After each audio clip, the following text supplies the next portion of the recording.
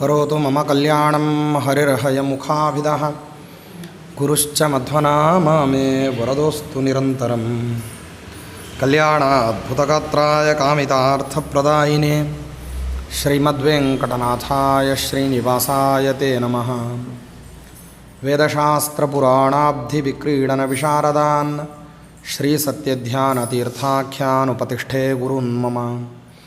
ವೇದಶಾಸ್ತ್ರಪುರಾಣಾರ್ಥರಸಪೀಯೂಷವರ್ಷಕಾನ್ ಶಿಷ್ಯವಾತ್ಸಲ್ಯಭರಿತಾನ್ ಜಾಲಿಹಾಳಗುರುನ್ ಭಜೆ.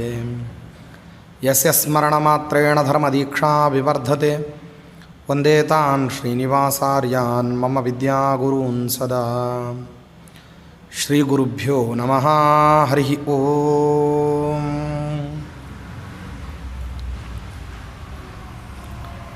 ನಾರಾಯಣಂ ನಮಸ್ಕೃತ್ಯ ನರಂ ಚೈವ ನರೋತ್ತಮಂ ದೇವೀಂ ಸರಸ್ವತೀಂ ವ್ಯಾಸಂ ತತೋ ಜಯಮುದೀರಯೇತ್. ಸ್ವಸ್ತ್ಯಸ್ತು ಸತಾಮಖಿಲಸನ್ಮಂಗಲಾನಿ ಭವಂತು. ಶ್ಲೋಕೈಕಶ್ರವಣಪಠಣಮಾತ್ರೇಣ ವಕ್ತುಶ್ಚ ಶ್ರೋತॄಣಾಂ ನಿಖಿಲಕಲಿಕೃತಕಲ್ಮಷಾಪನೋದನಪಟುತರೆ ಧರ್ಮಾದ್ಯಖಿಲಪುರುಷಾರ್ಥಸಾಧನೀಭೂತೆ ಶ್ರೀಮನ್ಮಹಾಮುನಿಕೃತೆ ಶ್ರೀಮನ್ಮಹಾಭಾರತೆ ವಿರಾಟಪರ್ವಣಿ ಅದ್ಯ ಕಥಾ ಪ್ರಾರಂಭೆ ಸತಿ ಕಿಂಚಿತ್ ಪೂರ್ವಕಥಾ ಪ್ರಮೇಯಾನುವಾದಃ. ಹರಿ ಓಂ. ಧರ್ಮೋ ವಿವರ್ಧತಿ ಯುಧಿಷ್ಠಿರಕೀರ್ತನೇನ ಪಾಪಂ ಪ್ರಣಶ್ಯತಿ ವೃಕೋದರಕೀರ್ತನೇನ ಶತ್ರೂನ್ ವಿನಂಕ್ಷ್ಯತಿ ಧನಂಜಯಕೀರ್ತನೇನ ಮಾದ್ರೀಸುತೌ ಕಥಯತಾಂ ನ ಭವಂತಿ ರೋಗಾಃ. ಶ್ರೀ ಗುರುಭ್ಯೋ ನಮಃ. ಹರಿ ಓಂ.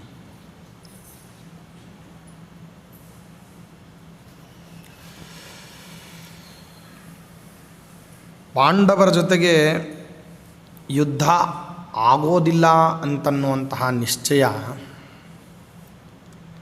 ಭೀಷ್ಮದ್ರೋಣಾದಿಗಳಿಗಿಲ್ಲ. ಹಾಗೇ ಆಗಿಯೇ ತೀರ್ತದೆ ಅನ್ನುವಂತಹ ವಿಶ್ವಾಸವೂ ಇಲ್ಲ. ಅಂತ ಭೀಷ್ಮದ್ರೋಣಾದಿಗಳು ವಿಚಾರ ಮಾಡಿಕೊಂಡು ತನಗೆ ಸಹಾಯ ಮಾಡ್ತಾರೆ ಅಂತನ್ನೋ ದೃಷ್ಟಿಯಿಂದ ದುರ್ಯೋಧನ ಈ ರೀತಿಯೆಲ್ಲ ಕಾರ್ಯರೂಪವನ್ನು ನಿರ್ಧಾರ ಮಾಡಿಕೊಂಡ. ನಿರ್ಧಾರಿತವಾದಂತಹ ಕಲ್ಪಕ್ಕನುಸಾರವಾಗಿ ಪೂರ್ವದಲ್ಲಿ ಸುಶರ್ಮ ಅಲ್ಲಿಗೆ ಹೋಗಿ ವಿರಾಟ್ ರಾಜನ ಜೊತೆಗೆ ಯುದ್ಧಕ್ಕೆ ಇಳಿಬೇಕು. ವಿರಾಟ್ ರಾಜನ ಯುದ್ಧಕ್ಕೆ ಇಳಿಬೇಕು ಅಂತಂದರೆ ವಿರಾಟ್ ರಾಜನ ಜೊತೆಗೆ ಯುದ್ಧ ಮಾಡೋದಕ್ಕೋಸ್ಕರ ವಿರಾಟ ದೇಶಕ್ಕೆ ಹೋಗಿ ಮುತ್ತಿಗೆ ಹಾಕಬೇಕು ಅಂತ ಹೇಳ್ತಿಲ್ಲ ದುರ್ಯೋಧನ. ದುರ್ಯೋಧನ ಸುಶರ್ಮನಿಗೆ ಏನು ಹೇಳ್ತಾ ಇದ್ದಾನೆ ಅಂದರೆ, ರಾಜ್ಯದಿಂದ ವಿರಾಟ್ ರಾಜ ಹೊರಗೆ ಬರೋ ಹಾಗೆ ಮಾಡು ಅಂತ ಹೇಳ್ದ.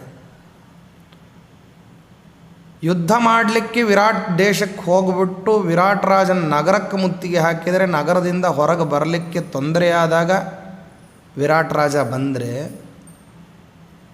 ನಗರದ ದಿಡ್ಡಿಬಾಗಿಲಿನ ಹತ್ತಿರದಲ್ಲೇ, ಅಂದರೆ ನಗರದ ಕೋಟೆ ಕೊತ್ತಲುಗಳ ಸಮೀಪದಲ್ಲೇ ಯುದ್ಧ ಆಗ್ತದೆ. ಹೀಗೆ ಯುದ್ಧ ಸಾಮಾನ್ಯವಾದಂಥದ್ದು. ಯುದ್ಧ ಈ ರೀತಿ ಆಗೋದು ಸರ್ವೇ ಸಾಮಾನ್ಯ. ಒಬ್ಬ ರಾಜ ಇನ್ನೊಬ್ಬ ರಾಜನ ಮೇಲೆ ಆಕ್ರಮಿಸ್ಕೊಳ್ಳಿಕ್ಕೆ ಬಂದರೆ ಆಗ ಅವನ ದೇಶವನ್ನು ಮುತ್ತಿಕ್ತಾನೆ. ಯಾವಾಗ ಈ ರೀತಿಯಲ್ಲಿ ರಾಜ ಬಂದು ಆಕ್ರಮಣವನ್ನು ಮಾಡ್ತಾನೋ ಆಗ ಹೊರಗಿನಿಂದ ಆ ರಾಜ್ಯಕ್ಕೆ ಬರೋರಾಗಲಿ ಒಳಗಿನಿಂದ ಆ ರಾಜ್ಯದಿಂದ ಹೊರಗೆ ಹೋಗೋರಿಗಾಗಲಿ ಅವಕಾಶಗಳು ನಿಂತು ಹೋಗ್ಬಿಡ್ತದೆ.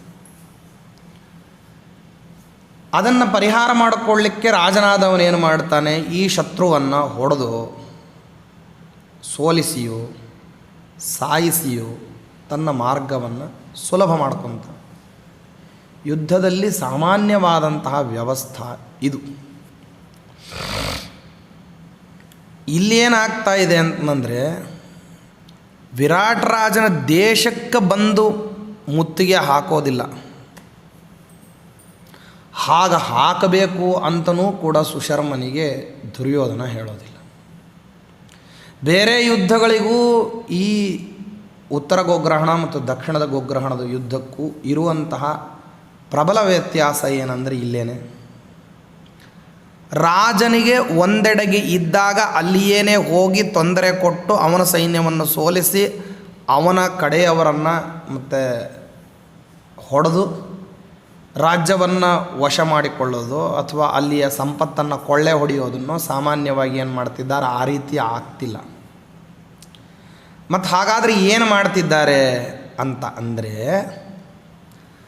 ನಗರದಿಂದ ಹೊರಗೆ ಸಂಪೂರ್ಣ ಪ್ರಮಾಣದಲ್ಲಿ ನಗರದಿಂದ ಹೊರಗೆ ಕಾಡಿನ ಅಂಚಿನಲ್ಲಿ ಅಥವಾ ಕಾಡಿಗೆ ಮೇಯಲಿಕ್ಕೆ ಹೋಗಿರತಕ್ಕಂಥ ಹಸುಗಳೇನಿದ್ದಾವೆ, ಆ ಹಸುಗಳು ಲಕ್ಷಗಟ್ಟಲೆ ಬೆಳೆದು ಬಿಟ್ಟಿತ್ತಂತೆ. ಇಲ್ಲೊಂದು ಸೂಕ್ಷ್ಮ ಇದೆ. ಸಹದೇವ ತಾನು ವಿರಾಟ್ ರಾಜನ ಹತ್ತಿರದಲ್ಲಿ ಊಳಿಗಕ್ಕೆ ಸೇರ್ಕೊಳ್ಳೋಕ್ಕಿಂತ ಮುಂಚೆ ಒಂದು ಮಾತನ್ನು ಹೇಳಿದ್ದ. ನನಗೆ ಗೋ ಸಂಪತ್ತನ್ನು ನೋಡಿಕೊಳ್ಳೋದು ಮತ್ತು ಅದನ್ನು ಬೆಳೆಸ್ತಕ್ಕಂಥ ವಿದ್ಯೆ ಚೆನ್ನಾಗಿ ಗೊತ್ತಿದೆ. ಬರಡು ಹಸುಗಳನ್ನು ಕೂಡ ಫಲವತ್ತನ್ನಾಗಿ ಮಾಡಿ ನಿನ್ನ ಗೋಮಂದೆಯನ್ನು ಬೆಳೆಸ್ತೀನಿ ಅಂತ ಹೇಳಿದ್ದ. ಸಹದೇವ ಅದೇ ರೀತಿ ಮಾಡ್ದ. ವರ್ಷವೊಂದರಲ್ಲೇ ಏನಾಯಿತು ಅಂದರೆ ವಿರಾಟ್ ರಾಜನ ಗೋವುಗಳ ಸಂಖ್ಯೆ ದ್ವಿಗುಣಿತ ಆಯಿತು.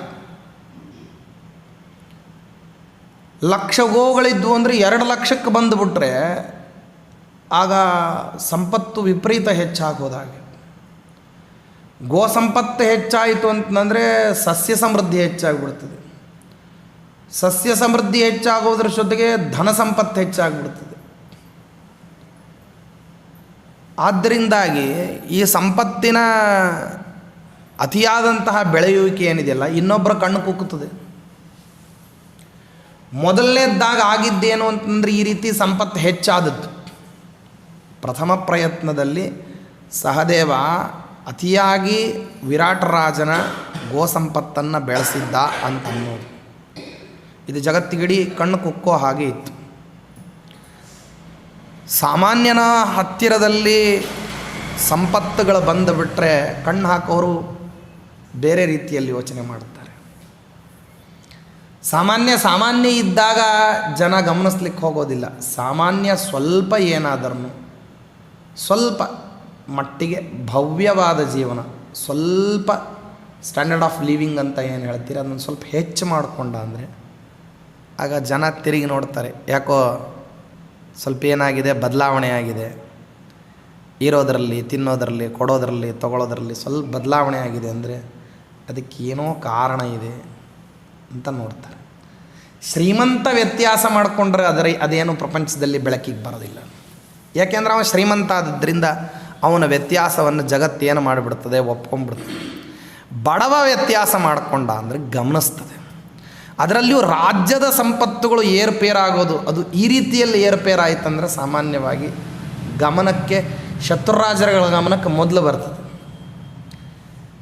ಇದನ್ನು ಮೇಲ್ನೋಟದಲ್ಲಿ ಏನು ಮಾಡ್ತಿದ್ದಾನೆ, ಹೀಗೆ ನನಗೆ ಗಮನಕ್ಕೆ ಬಂದಿದೆ ಆದ್ದರಿಂದಾಗಿ ಅವನ ಗೋಸಂಪತ್ತನ್ನು ಅಪಹರಿಸಿಬಿಡು ಅಂತ ಹೇಳ್ತಿದ್ದಾನೆ ಅಂತ ಮೇಲ್ನೋಟದಲ್ಲಿ ಕಾಣೋ ಹಾಗಿದೆ ದುರ್ಯೋಧನನ ವಚನ.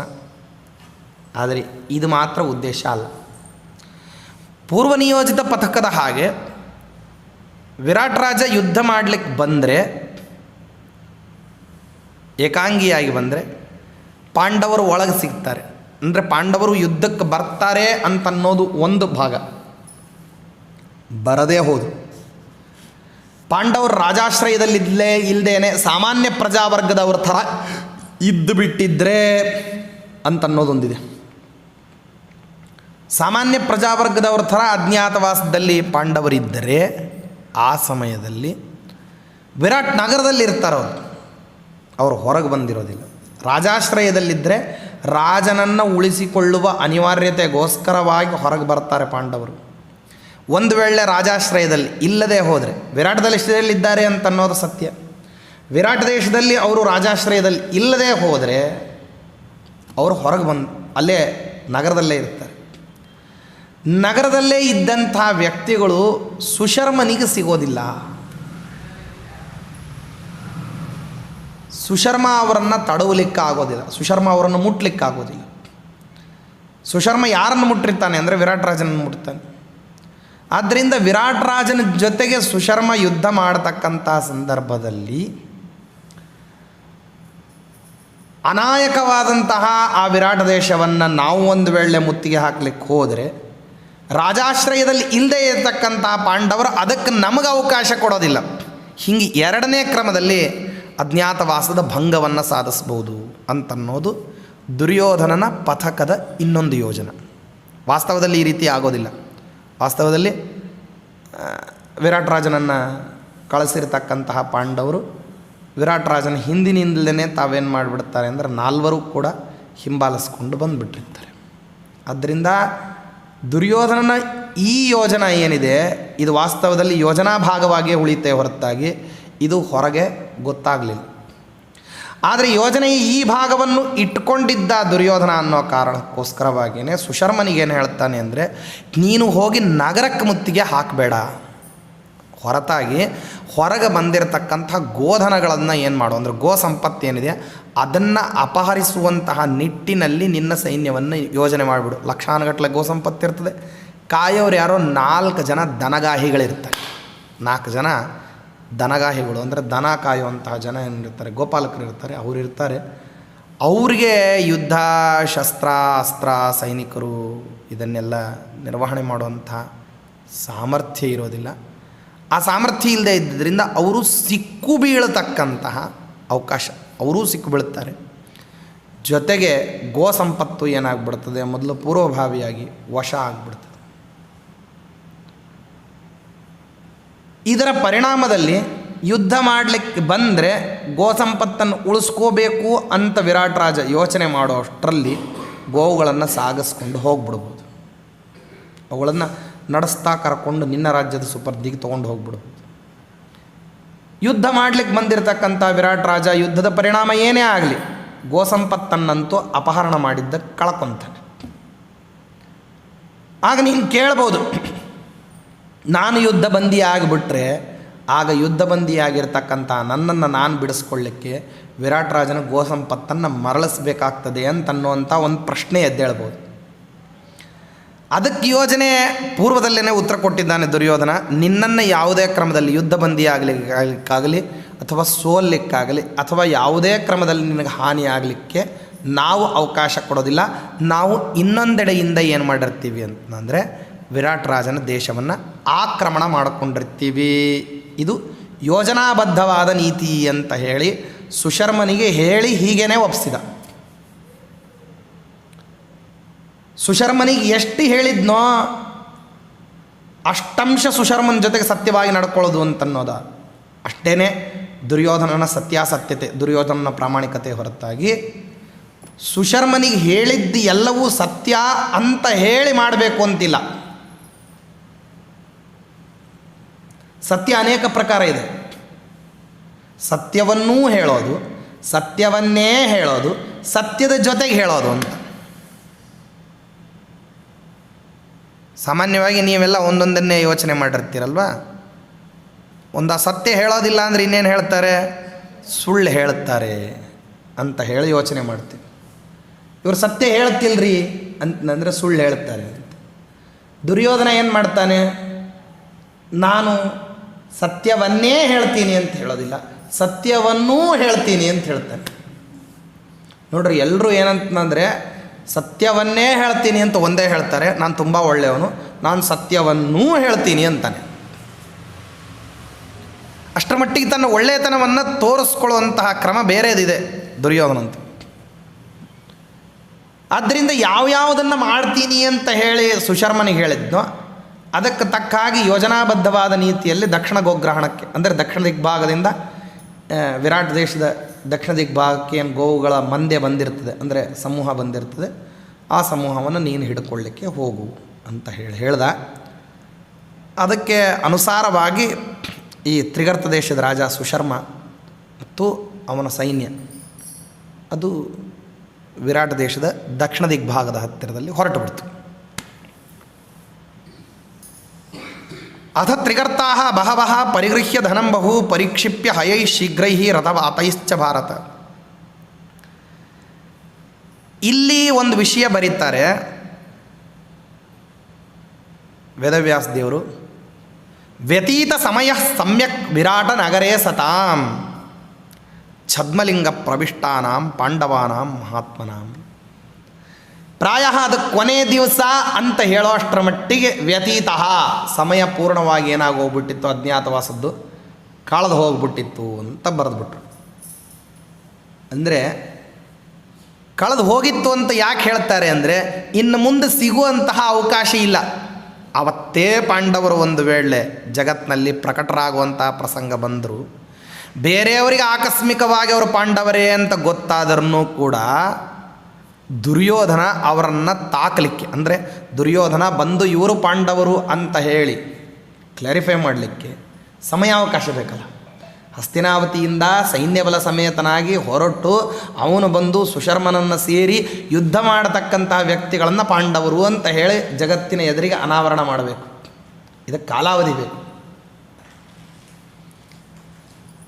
ಈ ಕಾಲಾವಧಿಯ ಕೊರತೆ ಇದೆ ಅಂತನ್ನೋದು ಸರಿಯಾದ ಜ್ಞಾನ ಭೀಷ್ಮಾಚಾರ್ಯಗಿತ್ತು, ದುರ್ಯೋಧನನಿಗಿರಲಿಲ್ಲ.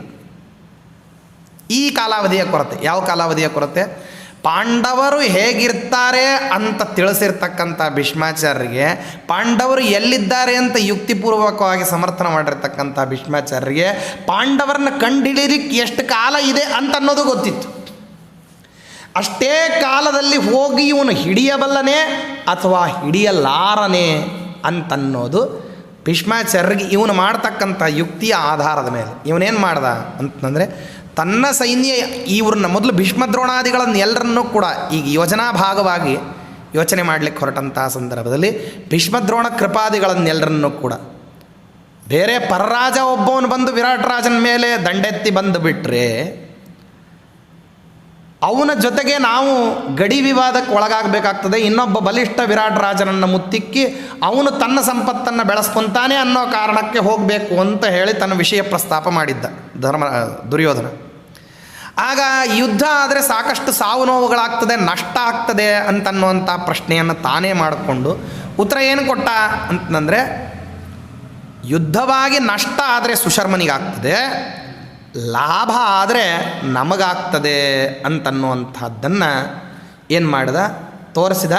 ವಿರಾಟ್ ರಾಜನ ಜೊತೆಗೆ ದಂಡೆತ್ತಿ ಹೋಗ್ತಿರೋನು ಸುಶರ್ಮ ಅಂತ ಹೇಳಿ ಏನು ಮಾಡ್ದ, ಭೀಷ್ಮದ್ರೋಣಾದಿಗಳಿಗೆ ಅಭಿಪ್ರಾಯ ಬರೋ ಹಾಗೆ ಮಾತಾಡ್ದ.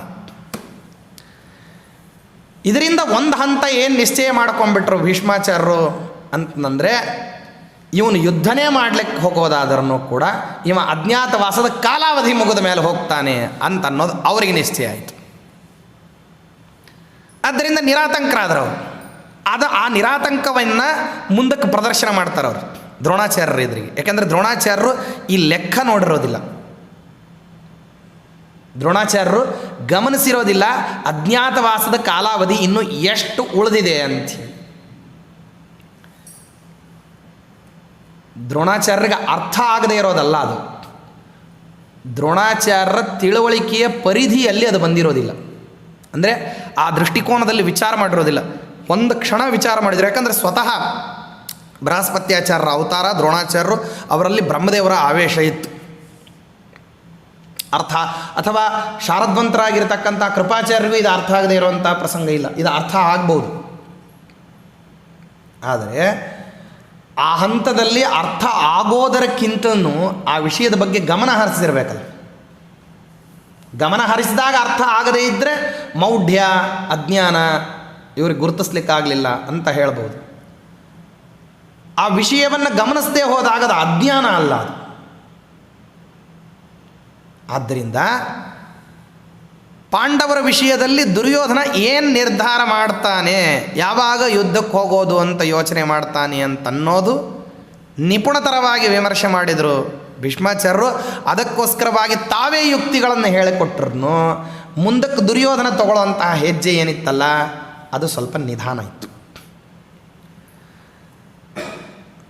ಅಷ್ಟಮಿ ದಿವಸದ ಯುದ್ಧಕ್ಕೆ ಸಿದ್ಧನಾಗಿದ್ದ ದುರ್ಯೋಧನ. ಆದ್ದರಿಂದಾಗಿ ಆ ಅಷ್ಟಮಿ ದಿವಸಕ್ಕೆ ಪೂರ್ವದಲ್ಲಿ 3-4 ದಿವಸದ ಮುಂಚೆ ಏನಾಗಿತ್ತು ಅಂತಂದರೆ, ಯುದ್ಧ ಅಂತನ್ನೋದು ಸುಶರ್ಮನ ಜೊತೆಗೆ ಆರಂಭ ಆಗೋದಿತ್ತು. ಯಾವತ್ತು ಸುಶರ್ಮನ ಜೊತೆಗೆ ಆರಂಭ ಆಗೋದಿತ್ತೋ ಯುದ್ಧ, ಅವತ್ತೇ ಅಜ್ಞಾತವಾಸದ ಕೊನೆಯ ದಿವಸ. ಅದಕ್ಕಾಗಿ ಅಂದಿನ ದಿವಸವನ್ನು ಪರಿರಕ್ಷಣೆ ಮಾಡ್ಕೋಬೇಕಾಗಿತ್ತು ಧರ್ಮರಾಜ. ಅದಕ್ಕೆ ಅವನೇನು ಮಾಡ್ದ ಅಂತಂದರೆ ವಿರಾಟ್ ರಾಜನನ್ನು ಮುಂದಕ್ಕೆ ಯುದ್ಧ ಮಾಡಲಿಕ್ಕೆ ಬಿಟ್ಟ. ಎಲ್ರಿಗೂ ಅವರವ್ರದೇ ಆದಂತಹ ಪ್ರೆಡಿಕ್ಷನ್ ಇದೆ, ಅವರವ್ರದೇ ಆಗಿರತಕ್ಕಂತಹ ಲೆಕ್ಕಾಚಾರಗಳಿದೆ, ಅವರವ್ರದೇ ಆಗಿರತಕ್ಕಂತಹ ನೀತಿ ಬದ್ಧತೆ ಇದೆ. ಅದಕ್ಕೆ ತಕ್ಕಂಗೆ ಅವರವರು ಯೋಚನೆ ಮಾಡ್ತಾ ಇದ್ದಾರೆ. ಆದ್ದರಿಂದ ಯುದ್ಧವನ್ನು ಮಾಡೋದಾದ್ರೂ ಕೂಡ ಯುದ್ಧವನ್ನು ಯಾವ ವೇಗದಲ್ಲಿ ಮಾಡಬೇಕು, ತಕ್ಷಣದಲ್ಲಿ ಜಯ ಸಂಪಾದನೆ ಆಗಬೇಕೋ, ನಿಧಾನಗತಿಯ ಜಯ ಬರಬೇಕೋ, ಯುದ್ಧ ಅನುವೃತ್ತ ಆಗಬೇಕು ಅಂದರೆ ಯುದ್ಧ ನಡೀತಾ ಇರಬೇಕೋ. ಇದು ಯುದ್ಧದ ಬಗ್ಗೆ ತೀವ್ರತೆ ಬೇರೆ ಇರ್ತದೆ. ಕೆಲವು ಸಾರಿ ಯುದ್ಧದಲ್ಲಿ ತೋರಿಸ್ತಕ್ಕಂಥ ತೀವ್ರತೆಯ ಆಧಾರದ ಮೇಲೆ ಜಯಾಪಜಯಗಳು ವ್ಯತ್ಯಾಸ ಆಗ್ತವೆ. ಕಡಿಮೆ ಬಲ ಇದ್ದವನು ಕೂಡ ತೀವ್ರವಾಗಿ ಯುದ್ಧ ಮಾಡಿದ, ಬಹಳ ಗಟ್ಟಿಯಾಗಿ ಹೋರಾಡಿಬಿಟ್ಟ, ವೇಗವಾಗಿ ಮುಗಿಬಿದ್ದು ಬಿಟ್ಟ ಅಂತಂದರೆ ಬಲಿಷ್ಠನೂ ಕೂಡ ತತ್ತರಿಸಿ ಹೋಗ್ಬಿಡ್ತಾನೆ. ಆ ಪ್ರತಿದಾಳಿಯನ್ನು ಅವ ಸಹಿಸಿಕೊಳ್ಳಿಕ್ಕೆ ಇವನು ವೇಗ ಇಷ್ಟಿದೆ ಅಂತನ್ನೋದನ್ನು ಏನು ಊಹೆ ಮಾಡಿರ್ತಾನೆ, ಅದಕ್ಕಿಂತಲೂ ಹೆಚ್ಚಿನ ವೇಗ ಬಂದುಬಿಡ್ತು ಅಂತಂದರೆ ಆವಾಗ ಸೈನ್ಯ ಏನಾಗ್ಬಿಡ್ತದೆ, ದಿಕ್ಕೆಟ್ಟು ಹೋಗ್ಬಿಡ್ತದೆ. ಆದ್ದರಿಂದ ಅಸಮರ್ಥನಿದ್ದಾಗ ಯುದ್ಧವನ್ನು ಆಲೋಚನೆ ಮಾಡೋದಕ್ಕೂ ಸಮರ್ಥನಿದ್ದಾಗ ಯುದ್ಧವನ್ನು ಎದುರುಗೊಳ್ಳೋದಕ್ಕೂ ವ್ಯತ್ಯಾಸ ಇದೆ.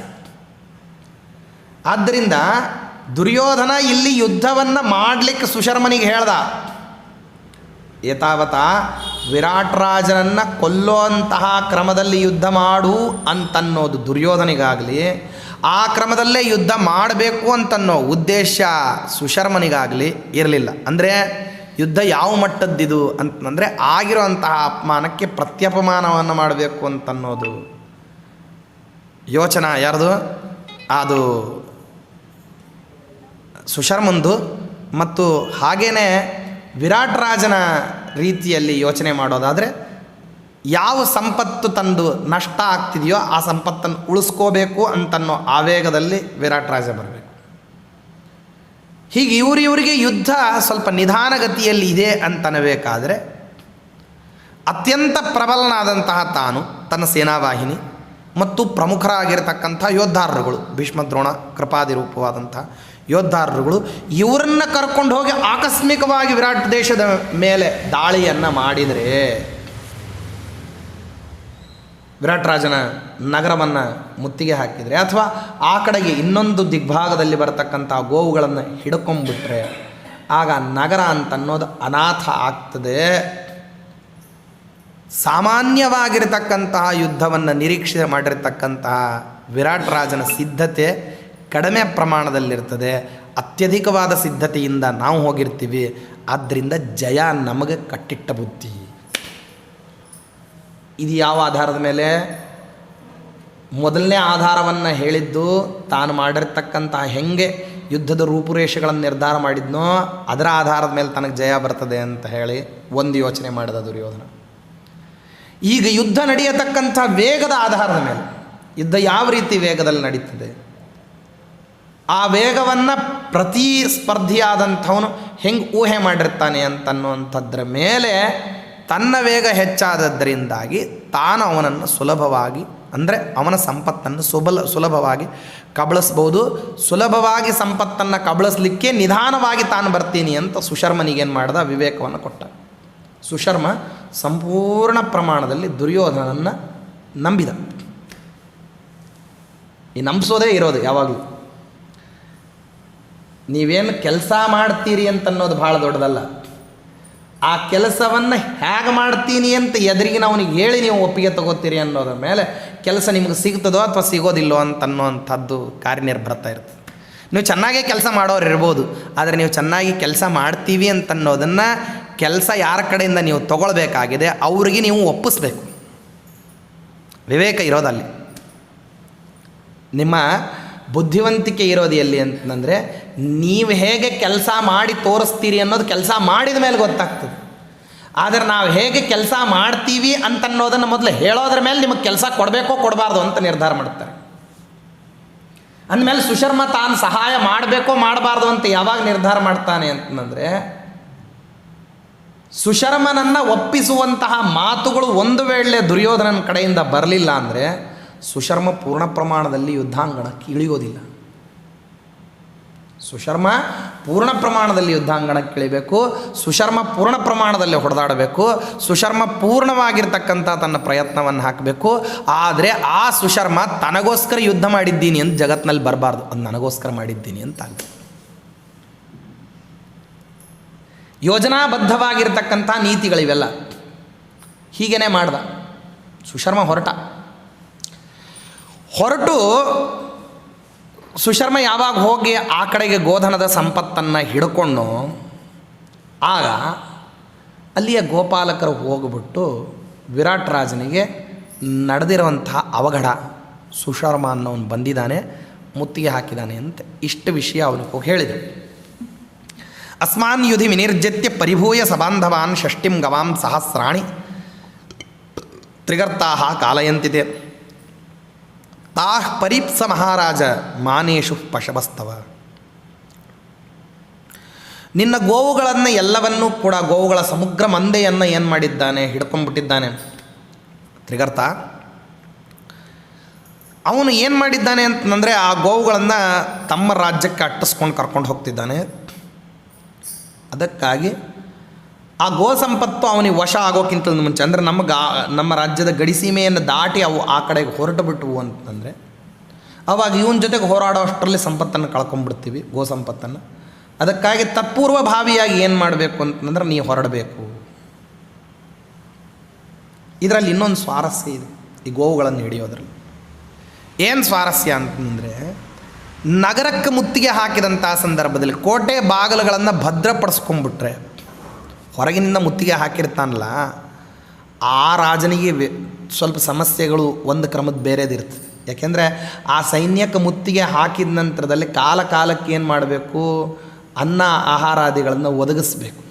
ಮುತ್ತಿಗೆ ಹಾಕಿದವನಿಗೆ ಒಂದು ಸಮಸ್ಯೆ ಏನಂದರೆ ಬರೀ ಸೈನ್ಯವನ್ನು ಮಾತ್ರ ತೊಗೊಂಬರೋ ಹಂಗಿಲ್ಲ. ಅವನು ಊಟ ತಿಂಡಿಗೆ ಏನೇನು ಬೇಕಾಗಿರ್ತದೋ ಎಲ್ಲ ವ್ಯವಸ್ಥೆಯನ್ನು ಮಾಡಿಕೊಂಡು ಏನು ಮಾಡಬೇಕಾಗಿರ್ತದೆ, ಹೊರಡಬೇಕಾಗ್ತದೆ.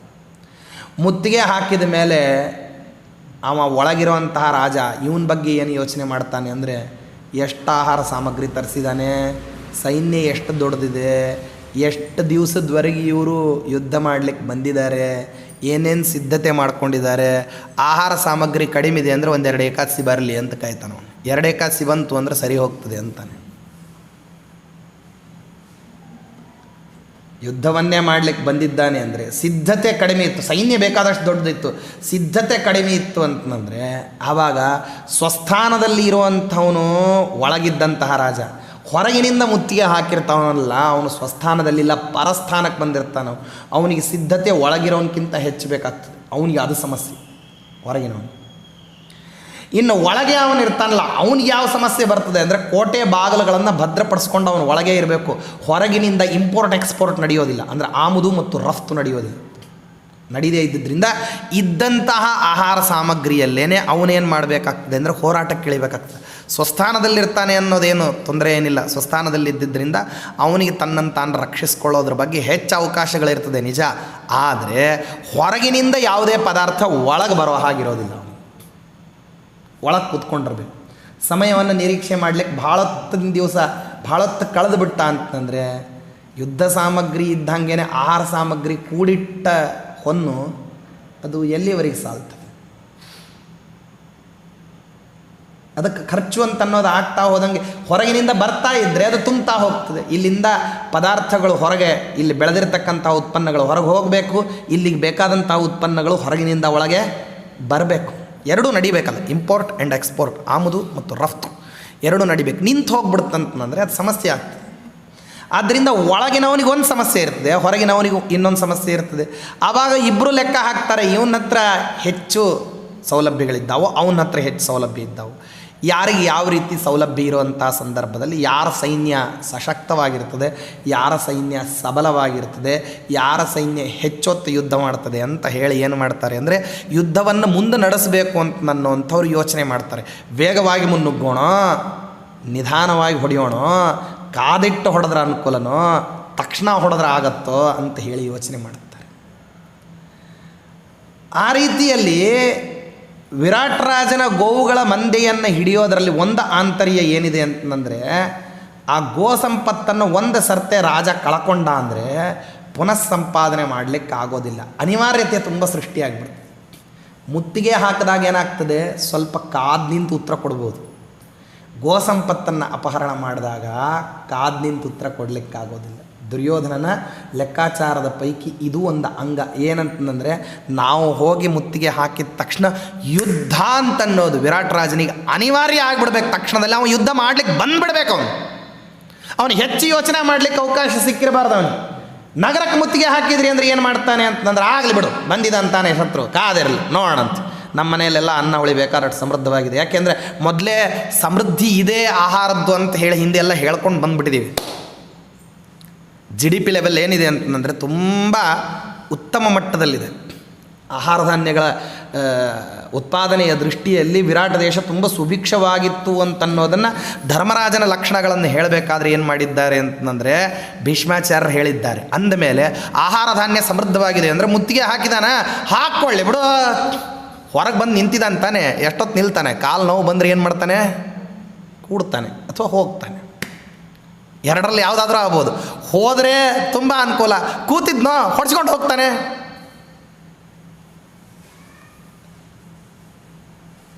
ಈ ಅನುಕೂಲ ಯಾವಾಗ ಬರ್ತದೆ ಅಂತಂದರೆ ಮುತ್ತಿಗೆ ಹಾಕಿದ್ರೆ ಬರ್ತದೆ.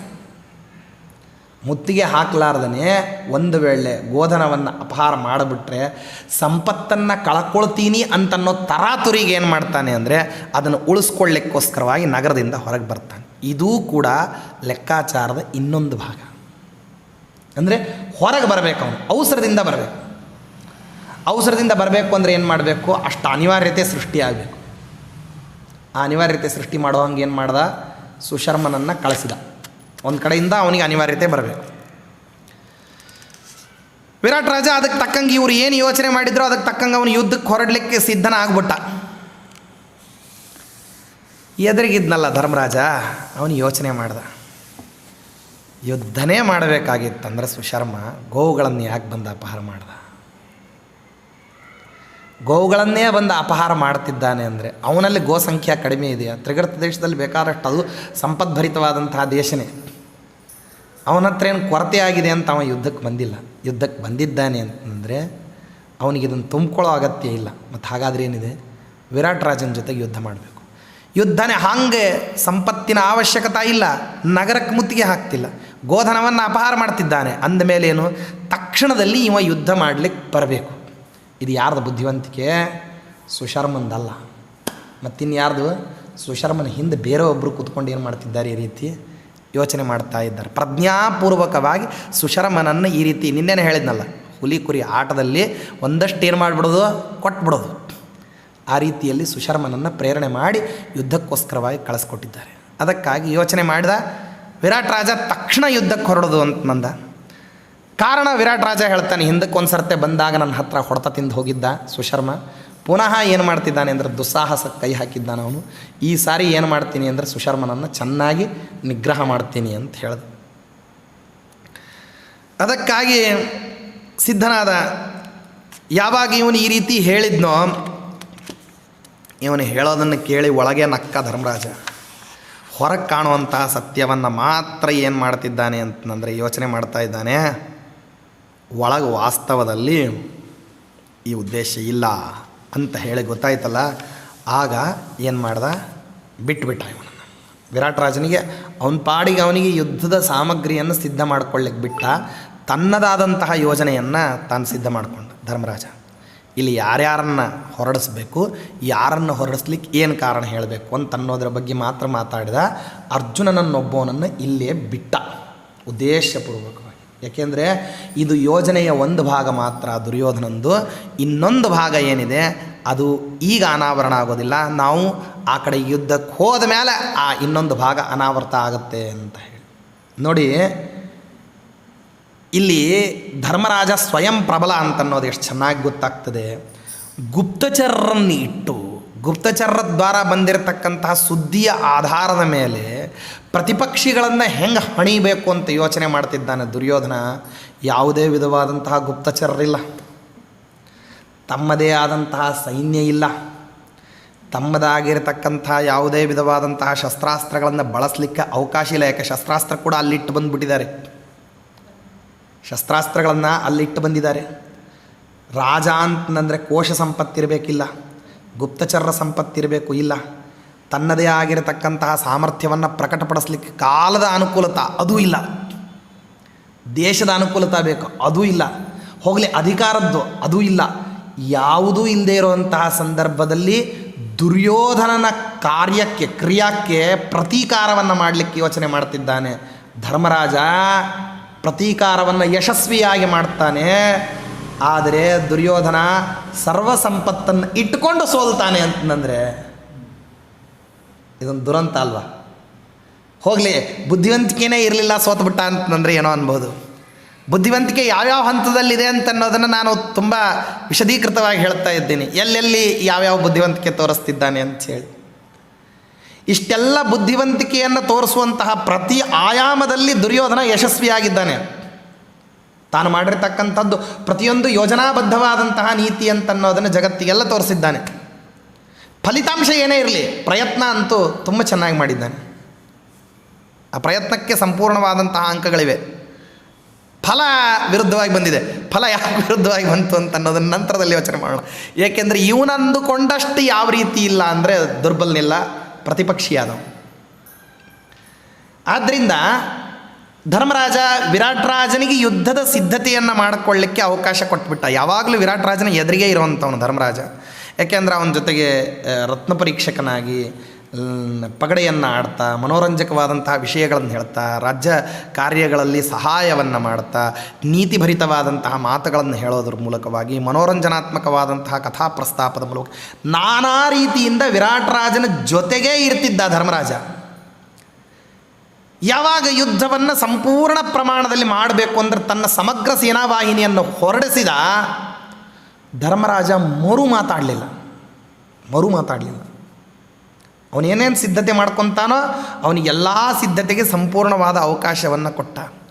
ಆಕಸ್ಮಿಕವಾಗಿಯೂ ಹೇಳಲಿಕ್ಕೆ ಹೋಗಲಿಲ್ಲ ವಿರಾಟ್ ರಾಜನಿಗೆ, ಒಂದು ಸ್ವಲ್ಪ ಸೈನ್ಯ ಇಲ್ಲಿರಲಿ ಉಳಿದದ್ದನ್ನು ತಗೊಂಡು ಹೋಗೋಣ ಅಂತ ಹೇಳಲಿಲ್ಲ. ಯಾವ ಸಮಗ್ರ ಸಂಪತ್ತನ್ನು ಅಂದರೆ ಸಮಗ್ರ ಸೇನಾವಾಹಿನಿಯನ್ನು ತೊಗೊಂಡು ಹೋದ್ರೆ ತ್ರಿಗರ್ತನ ಜೊತೆಗೆ ನಾನು ಗೆಲ್ಲಿಕ್ಕೆ ಸಾಧ್ಯ ಅಂತ ವಿರಾಟ್ ರಾಜ ಏನು ಯೋಚನೆ ಮಾಡ್ದ, ಆ ಯೋಚನೆಗೆ ಯಾವ ವಿಧವಾದ ಬಾಧಕವನ್ನು ಹೇಳಲಿಲ್ಲ. ಆಗಲಿ ಹೊರಡ್ರಿ. ಆವಾಗ ಸಿದ್ಧನಾಗಿರ್ತಕ್ಕಂಥವನಿಗೆ ಹೇಳ್ತಾನೆ, ನಾನು ಕೂಡ ಹಿಂದಕ್ಕೆ ಧರ್ಮರಾಜನ ಹತ್ತಿರದಲ್ಲಿ ಇದ್ದಾಗ ಒಂದಿಷ್ಟು ಯುದ್ಧದ ಕಲೆಯನ್ನು ಕಲ್ತಿದ್ದೆ. ಅದು ಈಗ ನೀನು ನನಗೆ ಆಶ್ರಯವನ್ನು ಕೊಟ್ಟಿದ್ದಿ ರಾಜ, ಅದಕ್ಕೋಸ್ಕರ ಅದರ ನಿಮಿತ್ತವಾಗಿ ನಿಂಗೆ ಒಂದು ಸ್ವಲ್ಪ ಸಹಾಯ ಆಗೋದು ಅಂತಾದರೆ ನಾನು ಆ ಸಹಾಯವನ್ನು ಮಾಡಲಿಕ್ಕೆ ಸಿದ್ಧನಿದ್ದೀನಿ, ನಾನು ಯುದ್ಧಕ್ಕೆ ಬರ್ತೀನಿ ಅಂತ ಹೇಳ್ತಾನೆ. ವಿರಾಟ್ ರಾಜನ ಪ್ರೀತಿಯ ಆದರವನ್ನು ಯಾವ ರೀತಿ ಗಳಿಸಿದ್ದ ಧರ್ಮರಾಜ ಅಂತಂದರೆ, ಸನ್ಯಸ್ತವಾದ ವೇಷದಲ್ಲಿರೋವಂಥವ್ನು ಇವನೇನು ಬಂದು ಯುದ್ಧ ಮಾಡ್ತಾನೆ ಅಂತ ಪ್ರಶ್ನೆ ಮಾಡಲಿಲ್ಲ ವಿರಾಟ್ ರಾಜ. ನೋಡಿ, ಕ್ಷತ್ರಿಯರುಗಳು ತಾವು ಪ್ರಾಣವನ್ನು ಕಳ್ಕೊಳ್ಬೇಕಾದಂತಹ ಸಂದರ್ಭದಲ್ಲಿಯೂ ಕೂಡ ಅವರು ಒಂದನ್ನು ಯೋಚನೆ ಮಾಡ್ತಾನೆ, ಅಸಮರ್ಥನಾದಂಥವನಿಗೆ ನಾನು ಒಂದು ಅಧಿಕಾರವನ್ನು ಕೊಡೋದು ಯೋಗ್ಯವೇ ಅಯೋಗ್ಯವೇ ಅಂತ ಪರಾಮರ್ಶೆ ಮಾಡ್ತಾನೆ. ಇವ ಅಸಮರ್ಥ. ಯಾಕೆಂದರೆ ಸನ್ಯಸ್ತನಾದ ಬ್ರಾಹ್ಮಣನ ವೇಷದಲ್ಲಿ ಇದ್ದ ಧರ್ಮರಾಜ. ಹಂಗಿದ್ದವನು ಏನು ಯುದ್ಧ ಮಾಡ್ತಾನೆ, ನೀ ಏನು ಯುದ್ಧ ಮಾಡ್ತೀಯೋ ಅಂತ ಕೇಳಿದರೆ ತಾನು ಯಾರು ಅಂತ ಧರ್ಮರಾಜ ಹೇಳ್ಕೊಳ್ಳುವಂಥ ಸ್ಥಿತಿಯೊಳಗಿಲ್ಲ. ಇಲ್ಲೇನೆ ದೈವ ಸಹಾಯ ಇರೋದು. ದೈವ ಸಹಾಯ ಇರೋದು ಎಲ್ಲಿ ಅಂತಂದರೆ, ಮನುಷ್ಯನೊಬ್ಬನಿಗೆ ತಾನು ಮಾಡಬೇಕಾಗಿರ್ತಕ್ಕಂತಹ ಪ್ರಯತ್ನದಲ್ಲಿ ಅನಿಮಿತ್ತವಾದ ವಿಘ್ನಗಳು ಬರೋದು ಅಂತ ಏನಿರ್ತದಲ್ಲ, ಪಾಸಿಬಿಲಿಟೀಸ್, ಅದನ್ನು ದೈವ ಅಂತನ್ನೋದು ವಿಪರಿಣಾಮದ ರೂಪದಲ್ಲಿ ಏನು ಮಾಡ್ತದೆ, ಪರಿಹಾರವನ್ನು ಮಾಡ್ತದೆ. ಕೇಳಲಿಲ್ಲ ವಿರಾಟ್ ರಾಜ, ನೀ ಏನು ಬರ್ತೀಯ ಯುದ್ಧಕ್ಕೆ, ನೀನೇನು ಮಾಡಬಲ್ಲಿ ಅಂತ ಕೇಳಲಿಲ್ಲ. ಇವನು ಬರ್ತೀನಿ ಅಂದ ಕ್ಷಣಕ್ಕೆ ಕೊಡೋ, ಹಾಗಾದರೆ ಅವನಿಗೂ ಒಂದಿಷ್ಟು ಕವಚ, ಕುಂಡ್ಲ, ರಥ ಎಲ್ಲನೂ ಕೊಡು ಅಂತ ಹೇಳ್ದ. ಇವನು ಕಿರೀಟವೊಂದನ್ನು ಬಿಟ್ಬಿಟ್ಟು ಇನ್ನು ಉಳಿದದ್ದು ಎಲ್ಲ ತಗೊಂಡ. ಕಿರೀಟದ ಸ್ಥಾನದಲ್ಲಿ ತಾನೊಂದು ಪೇಟವನ್ನು ಕಟ್ಕೊಂಡ, ಅವನ ಜೊತೆಗೆ ಯುದ್ಧಕ್ಕೆ ಸಿದ್ಧನಾದ. ಹೊರಡಬೇಕಾದ್ರೆ ಅಂತಾನೆ, ನೋಡು ನಾವೇನೋ ಹೊರಟಿದ್ದೀವಿ, ಯುದ್ಧಕ್ಕೆ ಹೊರಡಬೇಕಾದ್ರೆ ಬಲಿಷ್ಠರ ಸಹಾಯ ಬೇಕು. ಭೀಮಸೇನ್ ದೇವರನ್ನು ತೋರಿಸಿ ಹೇಳ್ತಾನೆ, ಅಯಂಚ ಬಲವಾನ್ ಶೂರ ಬಲಲೋ ದೃಶ್ಯತೇನಘ ಗೋಸಂಖ್ಯಂ ಅಶ್ವಮಂದಂಚ ಸಯೋಜಯ ರಥೇಶ್ವೈ. ಆದ್ದರಿಂದಾಗಿ ಇವನು ಈ ನಮ್ಮ ಅಡಿಗೆಯವನೇನಿದ್ದಾನಲ್ಲ, ಇವನು ಚೆನ್ನಾಗಿ ಬರೀ ಸೌಟ್ ಆಡಿಸೋದಲ್ಲ, ಚೆನ್ನಾಗಿ ಬೇರೆ ಶಸ್ತ್ರಾಸ್ತ್ರಗಳನ್ನು ಆಡಿಸ್ಬಲ್ಲ ಅವನು. ಹಿಂದಕ್ಕೆ ನಿನಗೆ ಗೊತ್ತಿದೆಯಲ್ಲ, ದೊಡ್ಡ ದೊಡ್ಡ ಮಲ್ಲರುಗಳನ್ನೇ ಅವನೇನು ಮಾಡಿದ್ದಾನೆ, ಜೀಮೂತನಂತಹ ಮಲ್ಲನನ್ನು ಸದೆಬಡೆದಿದ್ದಾನೆ. ಆದ್ದರಿಂದ ನಾವೇನು ಮಾಡೋಣ ಅಂತಂದರೆ ಆ ಕೆಲಸದಲ್ಲಿ ಇವನನ್ನು ಬಳಸ್ಕೊಳ್ಳೋಣ ಅಂತ ಕೇಳ್ದ. ಆ ನಂತರದಲ್ಲಿ ಆ ದಾಮಗ್ರಂಥಿ ಮತ್ತು ಹಾಗೂ ತಂತ್ರಿಪಾಲ ನಕುಲ ಸಹದೇವರೇನಿದ್ದಾರಲ್ಲ ಅವರನ್ನು ಕರಿ ಅಂತ ಹೇಳಿದ. ಕೊಟ್ಟ ಅವರಿಗೆಲ್ಲ ವಿರಾಟ್ ರಾಜ. ಧರ್ಮರಾಜನ ಒಂದು ಗಾಂಭೀರ್ಯ ಇತ್ತು, ಧರ್ಮರಾಜನ ಒಂದು ಗತ್ತಿತ್ತು, ಧರ್ಮರಾಜನ ಮಾತುಗಳಿಗೆ ಒಂದು ತೂಕ ಇತ್ತು. ಧರ್ಮರಾಜ ಹೇಳ್ದಂಗೆ ನಡ್ಕೊಳ್ತಕ್ಕಂಥ ವ್ಯಕ್ತಿ ಅಂತ ವರ್ಷ ಪೂರ್ತಿ ತನ್ನ ಎಲ್ಲ ವಿಧವಾಗಿರತಕ್ಕಂತಹ ಸಹವಾಸದಲ್ಲಿ ಯಾವತ್ತಿಗೂ ವಿರಾಟ್ ರಾಜನಿಗೆ ಕ್ಷೋಭೆ ಆಗದೆ ಇರೋ ಹಂಗೆ ನಡ್ಕೊಂಡಿದ್ದ. ವಿರಾಟ್ ರಾಜನ ಮನಸ್ಸನ್ನು ಸಂಪೂರ್ಣವಾಗಿ ವಶದಲ್ಲಿ ಇಟ್ಟುಕೊಂಡಿದ್ದ. ಅದೆಲ್ಲ ಈಗ ಸಂಪೂರ್ಣವಾಗಿ ಫಲ ಕೊಡ್ತು.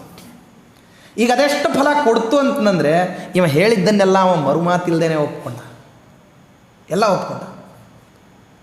ವಾಸ್ತವದಲ್ಲಿ ನಕುಲ ಸಹದೇವರನ್ನು ಹೊರಡಿಸ್ಲಿಕ್ಕೂ ಏನು ಕಾರಣ ಅಂತ ಹೇಳಿ ಏತಾವತ ಇನ್ನೂ ಗೊತ್ತಾಗಿಲ್ಲ. ಇವನಿಗೇನು ಬೇಕಾಗಿರಲಿಲ್ಲ, ಯಾರಿಗೆ? ಧರ್ಮರಾಜನಿಗೇನು ಬೇಕಾಗಿರಲಿಲ್ಲ ನಕುಲ ಸಹದೇವರು ಹೊರಡೋದು, ಆದರೆ ಹೊರಡಿಸಿದ ಅವರಿಬ್ಬರನ್ನು. ಭೀಮಸೇನ್ ದೇವರಿಗಂತೂ ಅವರಿಗೆ ಬೇಕೇ ಆಗಿಲ್ಲ, ಆದರೂ ಹೊರಡಿಸಿದ. ವಿರಾಟ್ ರಾಜನಿಗೆ ಅವ್ರು ಯಾರು ಅಂತ ಗೊತ್ತೇ ಇಲ್ಲ, ಆದರೂ ಹೊರಡಿಸಿದ. ಕಾರಣ ಮುಂದಿನ ಪ್ರಸಂಗದಲ್ಲಿ ಏನು ಮಾಡ್ತಾನೆ ಅಂದರೆ ಅದಕ್ಕೆ ಸ್ಪಷ್ಟೀಕರಣ ಕೊಡ್ತಾನೆ. ಯುದ್ಧ ಆರಂಭ ಆದ ಮೇಲೆ ಅದರ ಸ್ಪಷ್ಟೀಕರಣವನ್ನು ಕೊಡ್ತಾನೆ. ಯಾಕೆ ಅವರಿಬ್ಬರನ್ನು ಕರ್ಕೊಂಡು ಬಂದೆ ಅಂತ ಹೇಳಿ. ಆ ರೀತಿಯಲ್ಲಿ ಹೇಳ್ತೀನಿಲ್ಲ, ವಿರಾಟ್ ರಾಜನ ಯೋಜನಾಬದ್ಧವಾದಂತಹ ನೀತಿ ತನಗೆ ಪ್ರತಿಕೂಲ ಆಗದೇ ಇರೋ ಹಾಗೆ, ತನ್ನ ನೀತಿ ದುರ್ಯೋಧನನಿಗೆ ಪ್ರತಿಕೂಲ ಆಗೋ ಹಾಗೆ ಏನು ಮಾಡಿರ್ತಾನೆ ಅಂದರೆ ಧರ್ಮರಾಜ ತಾನು ವಿಚಾರ ಮಾಡ್ತಾನೆ, ಹೊರಡಿಸ್ತಾನೆ. ತಚ್ಛ್ರುತ್ವಾ ನೃಪತೇರ್ ವಾಕ್ಯಂ ಶೀಘ್ರಂ ತ್ವರಿತಮಾನಸಃ ಶತಾನಿಕಸ್ಸ ಪಾರ್ಥೇಭ್ಯೋ ಅರ್ಥಾನ್ ರಾಜಾಜ್ಞಾದಿಶತ್. ಶತಾನಿಕ ಅಂತ ಹೇಳಿ ಅವನು ವಿರಾಟ್ ರಾಜನ ಮೊದಲನೇ ಹೆಂಡತಿ ಮಗ. ಅವ ಧರ್ಮರಾಜಾದಿಗಳಿಗೆಲ್ಲ ರಾಜ ಹೇಳ್ದ ಅನ್ನೋ ಕಾರಣಕ್ಕೆ ಅವರಿಗೆ ರಥ ವಾಹನಗಳು ಮತ್ತು ಅವರಿಗೆ ಜೊತೆಗೆ ಬೇಕಾಗಿರ್ತಕ್ಕಂಥ ಶಸ್ತ್ರಾಸ್ತ್ರಗಳು, ಕುದುರೆ ಎಲ್ಲವನ್ನು ಕೂಡ ಕೊಡ್ತಾನೆ. ಅವರು ಎಲ್ರಿಗೂ ಮೊದಲಿನಿಂದ ಯುದ್ಧ ಅಂತನ್ನೋದು ಅವರಿಗೆ ಅತ್ಯಂತ ಆಪ್ಯಾಯಮಾನಕರವಾದಂತಹ ವಿಚಾರ. ಆದರೆ ಅದನ್ನು ಅತ್ಯಂತ ರಾಜಭಕ್ತಿಗೋಸ್ಕರವಾಗಿ ಮಾಡ್ತಿದ್ದೀವಿ ಅನ್ನೋ ಹಂಗೆ ತೊಗೊತಾರೆ ಅವರು ಆ ಪದಾರ್ಥಗಳನ್ನು. ಈ ಪದಾರ್ಥವನ್ನು ಬಳಸಿ ಭಾಳ ಗೊತ್ತು ನಮಗೆ, ಅದಕ್ಕೆ ಇದನ್ನು ಪದಾರ್ಥ ತೊಗೊಳ್ತಿದ್ದೀವಿ ಅಂತಲ್ಲ, ಈ ಪದಾರ್ಥ ನಿನಗೋಸ್ಕರ ಬಳಸ್ತಿದ್ದೀವಿ ಅನ್ನೋ ಹಾಗೆ ತೊಗೊಳ್ತಾರೆ. ಪದಾರ್ಥನೇ ತೊಗೊಳ್ತಾರೆ, ಇದು ನಮಗೆ ಚೆನ್ನಾಗಿ ಬಳಸಿ ಗೊತ್ತಿದೆ, ಇದನ್ನು ತೊಗೊಂಡ್ರೆ ಎದುರಿಗಿದ್ದವನು ಏನಾಗ್ತಾನೆ, ನಮ್ಮ ಕೈಯಲ್ಲಿ ಇವಿದ್ರೆ ಏನಾಗ್ತಾನೆ ಅಂತ ಅನ್ನೋದನ್ನು ತೋರಿಸ್ಲಿಕ್ಕೆ ತೊಗೊಳ್ತಿದ್ದೀವಿ ಅಂತ ತೋರಿಸೋದಿಲ್ಲ. ರಾಜಭಕ್ತಿ ಪುರಸ್ಸರ ಪ್ರತಿಯೊಂದು ಮಾತನ್ನು ವೇದವ್ಯಾಸ ದೇವರು ಬಹಳ ಚೆನ್ನಾಗಿ ಹೇಳ್ತಾರೆ. ತಾನ್ ದೃಷ್ಟ್ವಾ ಸಹಸಾ ಶೂರಾಹ ರಾಜಭಕ್ತಿ ಪುರಸ್ಸರಾಹ ನಿರ್ದಿಷ್ಟಾ ನರದೇವೇನ ರಥಾನ್ ಶೀಘ್ರಂ ಅಯೋಜಯನ್. ರಥಗಳಲ್ಲಿ ಕುದುರೆಗಳನ್ನು ಹೂಡಿ ಸಿದ್ಧರಾಗಿ ಏನು ಮಾಡ್ತಾರೆ ಅಂತಂದರೆ ವಿಚಿತ್ರವಾಗಿರ್ತಕ್ಕಂಥ ಆಯಸಭರಿತವಾದಂತಹ ಕವಚಗಳು ಮತ್ತು ಬೆಳ್ಳಿಯ ಕವಚಗಳನ್ನೆಲ್ಲ ತೊಟ್ಟುಕೊಂಡು ಸಿದ್ಧರಾಗ್ತಾರೆ. ತತಃ ಸುವಾಸಸ್ಸರ್ವೇತೆ ವೀರಾಶ್ಚಂದನೋಕ್ಷಿತಾ ಚೋದಿತಾ ನರದೇವೇನ ಕ್ಷಿಪ್ರಾಂ ಅಶ್ವಾನ್ ಯೋಜಯತ್. ಅಶ್ವಗಳಿಂದ ಸಹಿತರಾಗಿ ಏನು ಮಾಡ್ತಾರೆ ಅಂತಂದರೆ ಮತ್ತು ಒಳ್ಳೆಯ ಕುದುರೆಗಳಲ್ಲಿ ಹತ್ತಿ ಅಲ್ಲಿಂದ ಹೊರಡ್ತಾರೆ. 8,000 ರಥಗಳು ಮತ್ತು ಹಾಗೇ 1,000 ಆನೆಗಳು, 20,000 ಅಶ್ವಾರೋಹಿಗಳು, ಇವರಿಂದ ಸಹಿತವಾಗಿರತಕ್ಕಂಥ ವಿರಾಟ್ ಸೈನ್ಯ ಯುದ್ಧಕ್ಕೋಸ್ಕರವಾಗಿ ಹೊರಡುತ್ತದೆ. ಸೂರ್ಯ ಪಶ್ಚಿಮಾಭಿಮುಖನಾಗಿ ಅಸ್ತಂಗತನಾಗುವಂತಹ ಸಂದರ್ಭದಲ್ಲಿ ವಿರಾಟ್ ಸೈನ್ಯಕ್ಕೂ ತ್ರಿಗರ್ತನ ಸೈನ್ಯಕ್ಕೂ ಮುಖಾಮುಖಿ ಅನ್ನೋದಾಗ್ತದೆ.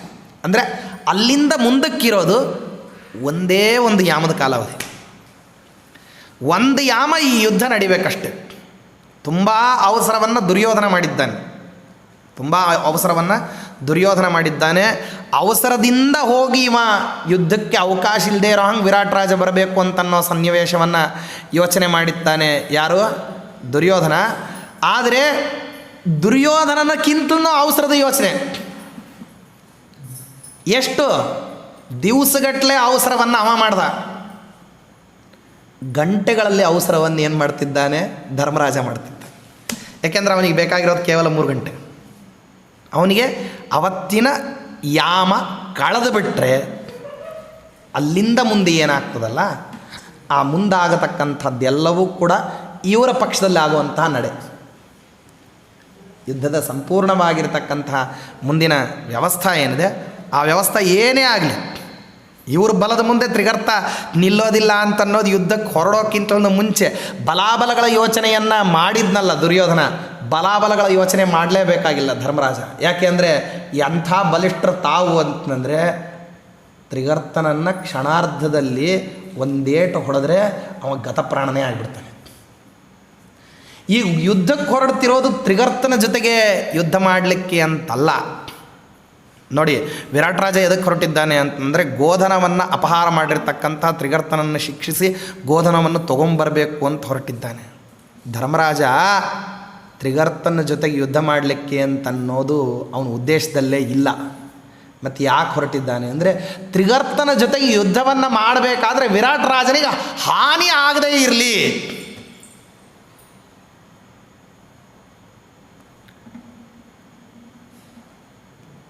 ಅಂದರೆ ವಿರಾಟ್ ರಾಜನನ್ನು ಉಳಿಸ್ಕೊಳ್ಳಿಕ್ಕೆ ಹೊರಟವನು ಧರ್ಮರಾಜ. ಇನ್ನೊಬ್ಬನನ್ನು ಹಾಳು ಮಾಡಿ ಅದರಿಂದ ದ್ರವ್ಯ ಸಂಪಾದನೆ ಮಾಡಬೇಕು ಅಂತ ಹೊರಟವನು ದುರ್ಯೋಧನ.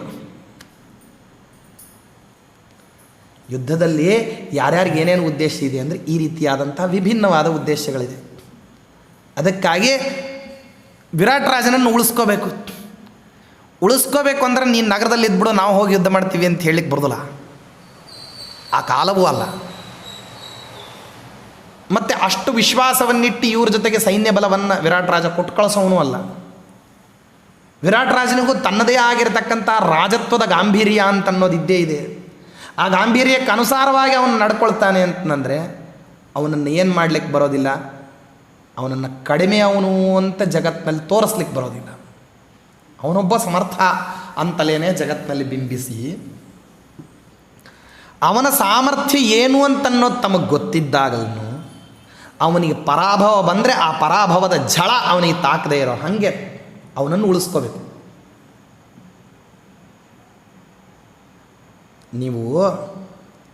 ನೀವು ಮಕ್ಕಳ ಜೊತೆಗೆ ಆಟ ಆಡಬೇಕು. ಆಟದಲ್ಲಿ ಮಕ್ಕಳು ಗೆಲ್ಲಬೇಕು. ಮಕ್ಕಳು ಆಟದಲ್ಲಿ ಬೀಳಬಾರ್ದು, ಪೆಟ್ಟು ಮಾಡಿಕೊಳ್ಬಾರ್ದು. ಗೆಲುವು ಬಂದಿದೆ ಅಂತನ್ನೋ ನಗು ಮಕ್ಕಳ ಮುಖದಲ್ಲಿ ತರಬೇಕು ಅಂದರೆ ನೀವೆಷ್ಟು ಸೆಕ್ಯೂರ್ಡ್ ಪ್ಲ್ಯಾನ್ ಮಾಡಬೇಕು. ಮಕ್ಕಳನ್ನ ಆಟ ಆಡಿಸ್ಬೇಕು. ಆಟ ಆಡಿದಾಗ ಮಗು ಗೆಲ್ಲಬೇಕು, ನೀವು ಸೋಲ್ಬೇಕು. ಆಡೋ ಅಂಥ ಮಗು ಬೀಳಬಾರ್ದು, ಅಳಬಾರ್ದು. ಆದರೆ ಮಗುವಿನ ಮುಖದಲ್ಲಿ ನಗು ಮಾಸದೇ ಇರೋ ಹಾಗೆ ಆಡಿಸಿ ಗೆಲ್ಲಿಸಿ ನೀವು ಸೋತು ಅವನನ್ನು ಮೇಲಕ್ಕೆ ಎತ್ತಬೇಕು. ಜವಾಬ್ದಾರಿ ತುಂಬ ಹೆಚ್ಚಾಗ್ಬಿಡುತ್ತೆ. ನೀವೇ ಆಟ ಆಡಿ ಗೆಲ್ಲೋದು ಅಂದ್ರೆ ಸುಲಭ. ನೀವೇ ಆಟ ಆಡಬೇಕಾಗಿದೆ, ನೀವು ಗೆಲ್ಲಬೇಕಾಗಿದೆ. ನಿಮಗೇನು ಬೇಕೋ ನಿಮ್ಮ ಬಲವನ್ನು ನಿಮ್ಮ ತಕ್ಕಂಗೆ ನೀವು ಯೋಚನೆ ಮಾಡ್ಕೊಂಡು ಎದುರಿಗಿನ ಅವನ ಜೊತೆಗೆ ಹೋರಾಡಿ ಗೆದ್ದು ಬರೋದು ಏನಿದೆಯಲ್ಲ, ಇದು ತುಂಬ ಸುಲಭವಾದಂಥದ್ದು. ಈಗ ಹಾಗಲ್ಲ. ಈಗೇನಿದೆ ಅಂತಂದರೆ ದುರ್ಬಲ ಇವನು ಯುದ್ಧ ಮಾಡಬೇಕು, ಆದರೆ ಇವನು ಸೋಲ್ಬಾರ್ದು, ಎದುರಿಗಿನ ಅವನು ಸೋಲ್ಬೇಕು. ಆ ಸೋಲೋದು ಅಂತನ್ನೋದು ನಮ್ಮ ಕಾಲಾವಧಿ ಮುಗಿದ ಮೇಲೆ ಬರಬೇಕು. ಇಷ್ಟೊಂದು ಆತಂಕದ ಮಧ್ಯದಲ್ಲಿ ವಿರಾಟ್ ರಾಜನನ್ನು ಎದುರಿಗೆ ಬಿಟ್ಟ. ಸೂರ್ಯ ಪಶ್ಚಿಮಾಭಿಮುಖನಾಗಿ ಅಸ್ತಂಗತನಾಗಿ ದೀವಟಿಗೆಯ ಬೆಳಕಿನಲ್ಲಿ ಯುದ್ಧ ಅಂತನ್ನೋದು ಆರಂಭ ಆಯಿತು. ಯಾವುದು ಕಾಣಿಸ್ತಿರಲಿಲ್ಲ. ಸೂರ್ಯಾಸ್ತ ಆಗತಕ್ಕಂಥದ್ದು ಒಂದು ಸನ್ನಿವೇಶ. ಈ ಸೈನ್ಯಗಳು ಪರಸ್ಪರ ಸಂಧಿಸ್ತಾ ಇರೋದರಿಂದ ಈ ಕುದುರೆಯ ಕಾಲ್ಗೊರಸಿನ ಪ್ರಭಾವ, ಆನೆಗಳು ನಡೆಯತಕ್ಕಂಥದ್ದು, ಕುದುರೆ ಸವಾರರು ಓಡಿಸ್ತಕ್ಕಂಥದ್ದು, ಮತ್ತು ಸವಾರರುಗಳು ತಾವು ನಡೆಯತಕ್ಕಂಥ ಮಣ್ಣಿನ ಗೊರಸಿನ ಧೂಳಿ ಏನಿದೆಯಲ್ಲ, ಆ ಧೂಳಿಯಿಂದಾಗಿ ನಭೋಮಂಡಲ ಎಲ್ಲ ಇಷ್ಟು ಸೈನ್ಯದಿಂದ ವ್ಯಾಪ್ತ ಆಗಿ ಹತ್ತಿರದಲ್ಲಿ ಆ ಸೂರ್ಯಾಸ್ತ ಆದರೆ ಬರೋ ಕತ್ಲಿನಕ್ಕಿಂತಲೂ ಬೇಗ ಧೂಳಿಯಿಂದಾಗಿ ಈ ಕತ್ಲು ಅಂತನ್ನೋದು ಆವೃತವಾಗಿ ಬಂತು. ಆಗ ರಥಾರಥಿಯಾಗಿ ಪದಾತಿಗಳ ಜೊತೆಗೆ ಮತ್ತು ಅಶ್ವಾರೋಹಿಗಳ ಜೊತೆಗೆ ಯುದ್ಧ ಅಂತನ್ನೋದು ನಿರಂಕುಶವಾಗಿ ಆರಂಭ ಆಯಿತು. ಈ ಮಧ್ಯದಲ್ಲಿರ್ತಕ್ಕಂಥ ಯೋದ್ಧಾರಗಳನ್ನು ಸೋಲಿಸಿಕೊಂಡು ಹೋಗಬೇಕು. ಆ ಸೋಲಿಸಿಕೊಂಡು ಹೋಗುವಂತಹ ಅವಸರದಲ್ಲಿ, ಸೋಲಿಸಿಕೊಂಡು ಹೋಗುವಂತಹ ಅವಾಂತರದಲ್ಲಿ ಏನು ಮಾಡ್ತಿದ್ದಾರೆ ಅಂತಂದರೆ, ವಿರಾಟ್ ರಾಜ ಮುಂದಕ್ಕೆ ಸಾಗಿ ಹೋಗ್ತಾ ಇದ್ದಾನೆ. ಧರ್ಮರಾಜ ತಾನು ಪದಾತಿಗಳ ಜೊತೆಗೆ ಮತ್ತು ತನ್ನವರಾಗಿರ್ತಕ್ಕಂಥ ನಕುಲ ಸಹದೇವರ ಜೊತೆಗೆ ಏನು ಮಾಡ್ತಾ ಇದ್ದಾನೆ ಅಂತಂದರೆ, ಅಲ್ಲಿ ಹಿಂಭಾಗದಲ್ಲಿ ಇದ್ದಾನೆ. ಯುದ್ಧ ಅನುವೃತ್ತ ಆಗ್ತಾ ಇದೆ. ಅನುವೃತ್ತವಾಗತಕ್ಕಂಥ ಯುದ್ಧದ ಸಂದರ್ಭದಲ್ಲಿ ಪರಸ್ಪರರಲ್ಲಿ ಯಾವ ರೀತಿ ಯುದ್ಧ ನಡೀತದೆ, ಯುದ್ಧದ ಕಾದಾಟ ಯಾವ ಹಂತಕ್ಕೆ ಬಂದು ಮುಟ್ಟುತ್ತದೆ, ಯಾವಾಗ ಇವರು ಯುದ್ಧಾಂಗಣವನ್ನು ಪ್ರವೇಶ ಮಾಡ್ತಾರೆ ಮತ್ತು ಹೇಗೆ ಪ್ರವೇಶ ಮಾಡ್ತಾರೆ, ಯುದ್ಧದ ಪರಿಣಾಮ ಏನಾಗ್ತದೆ, ಇದನ್ನು ಸುಶರ್ಮ ಯಾವ ರೀತಿ ಸ್ವೀಕಾರ ಮಾಡ್ತಾನೆ, ಈ ವೃತ್ತಾಂತ ದುರ್ಯೋಧನನಿಗೆ ಮುಟ್ಟೋಕ್ಕಿಂತ ಮುಂಚೆ ದುರ್ಯೋಧನ ಏನು ಮಾಡಿರ್ತಾನೆ, ಇದಿಷ್ಟು ವಿಷಯಗಳನ್ನು ನಾಳಿನ ಜೊತೆಗೆ ಪ್ರಸ್ತಾಪ. ಶ್ರೀಕೃಷ್ಣ ಅರ್ಪಣಮಸ್ತು.